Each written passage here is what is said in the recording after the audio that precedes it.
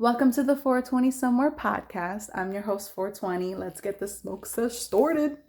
All right, so first we're going to dive into Weed 101. I'll let you know a little bit about the strain that I'm smoking. So the strain of the week is LA Kush Cake.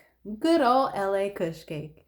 This is a hybrid, an evenly balanced hybrid. So it's 50% indica and 50% sativa. The parents of the strain are GG4, which if you don't know what GG stands for, is Gorilla Glue. And why it has a number 4 there? Because there's so many different types of strains of Gorilla Glue. So yeah, GG4. GG4 and LA Kush. Those are the two strains that make up LA Kush Cake. It was originally made up of Kush mints and wedding cake. That was the original combo of the two, and then they switched the formula, whatever you want to call it, the strains that they mixed together. They changed that shit, and now it's even better than it was before. The high is a warming and tingly body high. So you're going to feel it throughout your body. It's not really going to be a head high per se. You're going to feel it instantly in your body. You'll feel like this tingly feeling. LA Kush Cake has a dense popcorn-shaped nuggie. When you receive the strain, it's going to be in tight, dense nuggies. It's not going to be all broken up and scattered. It's just going to be like lumps of popcorn. You're never really going to have shake with these because they hold their form. It smells like a pungent woody pine scent. And it's also been described as like a spicy diesel. It treats mood swings, chronic stress, and body aches. So like I said before, it's going to be more of a body high than a head high. So if you're looking for something that takes like migraine pain or like a headache, it's not really going to work for that. It's going to work for like body fatigue or muscle aches. That's what it's used for. So that's it for the little strain of the week that I'm smoking. Good old LA Kush Cake. I recommend it. It's a pretty good strain.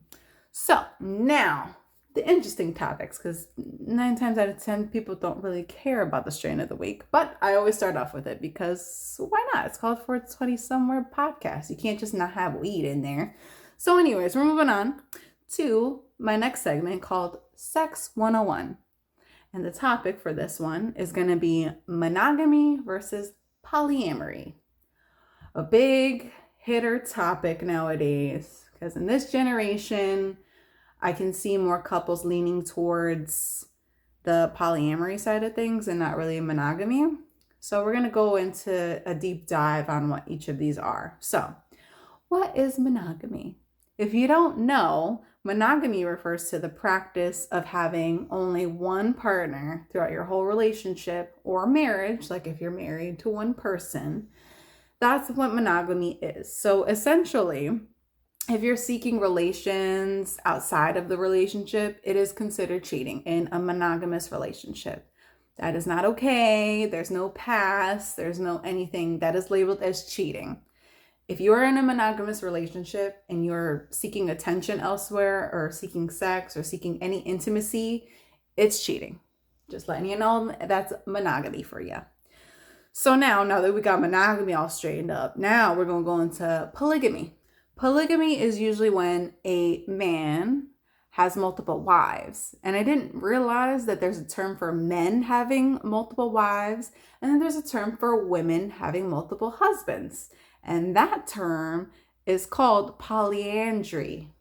Polyandry is when a woman has numerous husbands, but she's the only female. So again, polygamy is literally when a man does it, and polyandry is when a woman does it. So polyamory is literally a person, regardless of sex. It doesn't matter if you're a man, if you're a woman, if you're trans, if you're whatever the fuck, it's going to be polyamory. That's going to be where you fit in because, there's no gender roles. It's just specified through gender. That's the only difference between the two words. So in this type of relationship, there is cheating. There is a thing that is labeled cheating. Most people think, just because they're polyamorous, they could just go have sex with whoever the fuck. That's not the case.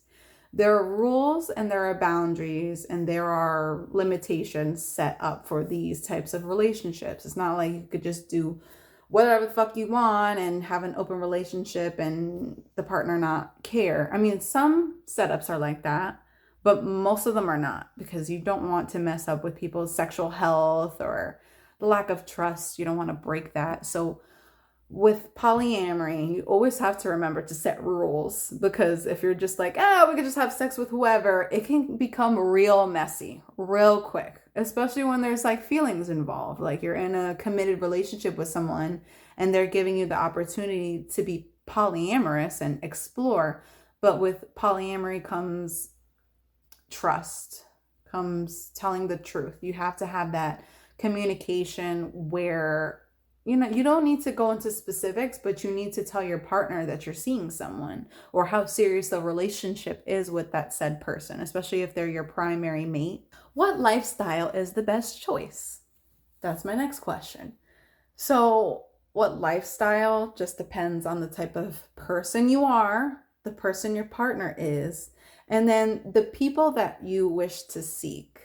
That all plays a part into what lifestyle would be best for you. So let's say if like you're a free spirit and you're very open with your sexuality and you're not jealous. That's the key word, is like you don't want to become polyamorous if you're a jealous person. If you're a jealous person and you're with someone that wants polyamory, I don't think it's going to work for you. Sometimes people try to make their partner happy by putting themselves in a polyamorous relationship, even though they're not built for one. That's a whole recipe for disaster. You have to actually be mentally prepared for it, and physically, like it takes a toll on you to have your partner be in an open, honest relationship with another person. So that's the key thing. You have to find out what your partner truly, truly, truly would be okay with. Because like I said, some people, they just lie to their partner to make them feel better about themselves, or to make them feel like, oh, there's no cheating. He's not cheating on me, or she's not cheating on me. It's just, what we have. We're polyamorous. Yeah, but you're sort of a little resentful and a little jealous, and that should not be the case. So I would recommend in those cases, you just stick to monogamy. And if the person gets bored eventually, the one who's a free spirit and is okay with being polyamorous, let that be their decision. But you're not going to like fake it till you make it and put yourself in an uncomfortable situation. And then you're just like fuming because you said yes to this and it's not what you actually wanted. So being mindful with what you like, what your partner likes, and then what the other people involved are like, because they also play a part in your relationship, even if you don't know it. Even if your primary partner hasn't met your other significant person, they're still gonna have conflict or beef without even meeting, and you don't want that shit. That's just messy. That is just messy. So I guess I have it here where I'm asking myself personally if I would be okay with a monogamy relationship or a polyamorous one. And I have to say, I'm kind of leaning towards polyamorous, but only because I've ventured out and I've experienced being jealous. I've experienced being okay and not judging, like not thinking of it as like, oh, it's my partner cheating. It's like you're seeing it in a more pleasurable way, if that makes sense. So it's not necessarily like a threesome where you're like watching it, but you're just like, oh, okay, like this person is giving you something that I can't give you, whether it be like sexual pleasure or emotionally there for the partner. Like they're gaining something, some aspect of this relationship, and they also want to keep you as well because you also gain some insight or perspective into their lives. So again, it just really depends on the person. So I'd probably lean towards polyamory versus monogamy, just because I feel like it diminishes the cheating world or the cheating aspect of it all, because people are so used to lying and hiding. And why not you just tell me the truth and we just go from there? Because in a monogamous relationship, Just so easy to just say, fuck it, let's lie and let's move on. We're going to go right into Taboo 101. So this is going to be an interesting one because this is 11 different taboo kinks. So there's going to be 11 of them. And I'm going to probably keep track of all the ones I did. So out of all the 11, I'm going to put a finger up if I did it or if I've experienced it, because there's 11 on here. So let's see how much I can get. The first one is analingus, aka rimming, aka getting your ass eat or eating ass. So I've gotten my ass eaten, but I've never eaten ass before. Some guys like their asses being eaten. I just haven't partaked in that part. Like I said, I've been on the other end of it. So I can't put my finger on to that one because I haven't given it, just received. So moving on. Number 2, public sex. I guess it all is the act of getting caught in sex. That's what I mean by public sex, or that's what the kinks are. It's just like, okay, you're in the movie theaters getting all freaky. You in the bathroom getting all freaky. You in the plane getting all freaky. Like, there's points in time where you could get caught. And that to me is public sex. So I'm gonna put a finger up for that because I did that before. Public sex is kind of lit because it gets your adrenaline all running. You're all, oh my God, we gonna get caught. You just stop. No, keep going. Keep going. Just stop. I heard a noise. No, yes, but this is awesome. So finger up for that one. I did that. Thirdly, I never did this one before, but it's called knife play. Yeah, you heard me. It's called knife play, like with a knife. With a fucking knife. Okay. So I'm going to tell you this. The knife is never sharp. It is always a dull knife because we're not setting up to get murdered over here. This is just a kink that some people may have with knives. So you're going to take a dull knife and it's going to be dragged apart a certain part of your body. So it could be like your chest. You have like a fucking knife just dragging over your throat or wherever the fuck they decided to put this knife. It's dull. You're not going to die, hopefully. Hopefully they're not a murderer. It's like basically a sense of danger that people get off on. Some people do it. Some people like it. It's not for me. It's a no for me. I never did that. So just the one finger up for that one, for public sex. All right, number 4 is pegging. Pegging is usually when a guy is partaking in anal sex by a female. So usually the female is using a strap-on or some type of toy and they're inserting it into their anal cavity. So that's essentially what pegging is. I don't know why we don't call it pegging for women when we have stuff in our asses, but I never pegged a guy with a dildo before. Maybe it's on the fuck it list, but I haven't done it, so I can't put a finger up for that one. Now, this one is pretty interesting. I had never heard of this one before. It's called the rusty trombone. The rusty trombone. I don't get why it's called rusty. Maybe. Okay, so I'm going to explain what it is. The rusty trombone is literally a hand job while you're giving analingus. So like you're eating ass and then you're jerking up off a guy at the same time. That's called the rusty trombone. Interesting that they came up with the name because when I read this, I was like, get the fuck out of here. This is really a term. So I Googled it, did a Google on the rusty trombone. That's what the fuck came up. Eating ass while giving a hand job. I have not done that. The next one is dressing up. And I don't mean like, dressing up to go to the club or dressing up to go to dinner. Or I don't even mean role play dressing up. I mean actually men dressing in or wearing their ladies' undergarments. So like, men wearing their ladies' panties or underwear, or vice versa. Women wearing men's boxers or briefs. Like, that's what they mean by dressing up. And I've done that before. I've worn a guy's boxes. Why not? That's a thing. That's a kink, apparently. Some guys really like wearing lace panties. I mean, they are really comfortable, so give them that. It's like a little banana hammock for your balls. Like, it's just a nice little area to plop them onto. I mean, you can't knock it till you tried it. That's what my thought of it is. So anyways, next one is adult breastfeeding. got me. It's basically AKA autonepophilia.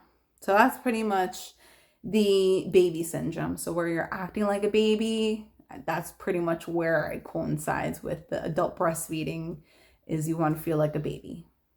Next one is a foot fetish. Now, this isn't necessarily taboo because we see this a lot more, but back in the day, this used to be very taboo. We did not have websites called Feet Finder or Sniffer where you could just openly buy people's used socks or get some feet pics. Like, it was not the norm. Now it is, but it was once taboo and frowned upon. Next one is exhibitionism.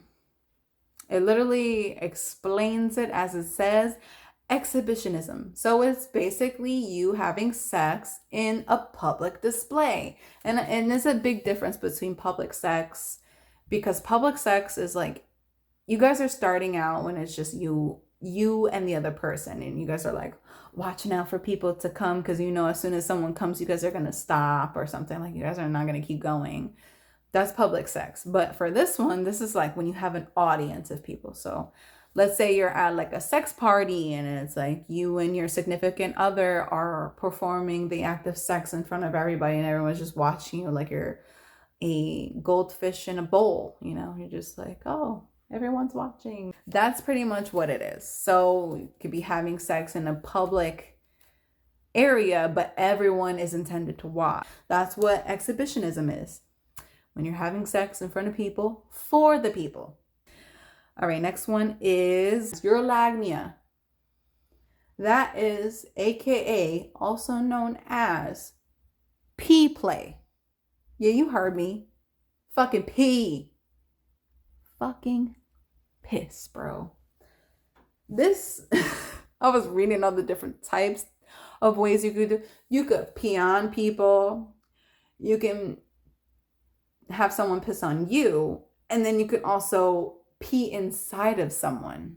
Bro, when I fucking read this shit, you pee inside of someone. First off, that is not, I don't kink shame, but like, that is not healthy for your own safety. Like, if I had a guy pee inside of me, do you know how repulsive that's a lot of bacteria in like one vaginal opening. Like, that's too much, because it's going in a hole it's not supposed to. Their urethra is a different hole than the vaginal hole. We have two different holes down there. That's not where the pee goes. So it's just very disturbing. Some people like it. Some people like the warm sensation of it and the rush of the urine going inside of them. It's a no for me. It's a no for me. But people like it. The next one, the very last one on the list, number 11, is BDSM. So as you know, BDSM could be choking, slapping, the whole nine. It's basically rough play. So those are the 11 kinks that are the top rated. So the ones that are highly performed and highly spoke about and highly used are those 11. I'm still stuck on the urine one. That one just got me. That one got me like no other. That's all I got for the podcast. It was a quick podcast this week, but I promise you the next podcast will be longer.